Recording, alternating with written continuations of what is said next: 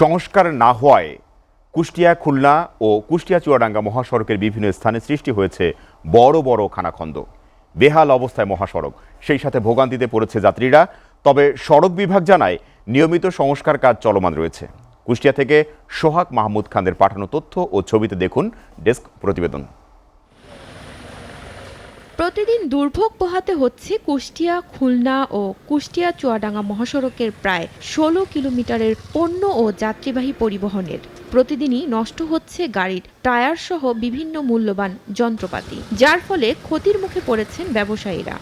প্রত্যেক দিন গাড়ি মনে করেন পাতি বিকল, গাড়ির টায়ার বিকল বাদল হলে মনে করেন ভাঙাচুরো দেখা যায় না, হর্ন এক্সেল ভেঙে যায়, নাকাল ভেঙে যায়। কুষ্টিয়া ও খুলনা মহাসড়কের ভাদালিয়া থেকে ইসলামী বিশ্ববিদ্যালয় পর্যন্ত ৮টি স্থানে ও কুষ্টিয়া চুয়াডাঙ্গা মহাসড়কের খাজানগর থেকে পোড়াদহ রেল জংশন পর্যন্ত ৬টি স্থানে রাস্তায় গাড়ি হেলে দুলে ধীর গতিতে চলাচল করছে। বৃদ্ধি পেয়েছে গাড়ির যান্ত্রিক ক্ষতির পরিমাণও। মহাসড়কগুলোতে অতিরিক্ত খানাখন্দরের কারণে বাড়ছে যাতায়াতের সময়, অন্যদিকে বেড়েছে দুর্ঘটনার সংখ্যাও। এখন পানি জমার কারণে হয়তো দেখা যায় যে একটা ড্রাইভারের হালকা পাতলা কিছু চোখে ঘুমটুম থাকে এবং রাস্তায় পড়লে ডিফারেনশিয়াল ভাঙি যায়, ফরেন এক্সেল ভাঙি যায়। বটতল থেকে ৫ থেকে ৬ কিলোমিটার রাস্তা খুবই ভাঙা।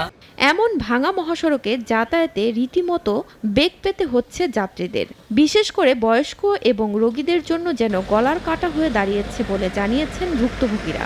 একটা রোগী নিয়ে যাইতে গেলে তো মনে করেন যে আমরা যে গতিতে যাব সেই গতিতে যাইতে পারি। তো এই রাস্তা তো ভাঙাচোরা রাস্তা, এই ভাঙাচোরা রাস্তার ভিতরে যাওয়া সম্ভব হচ্ছে না।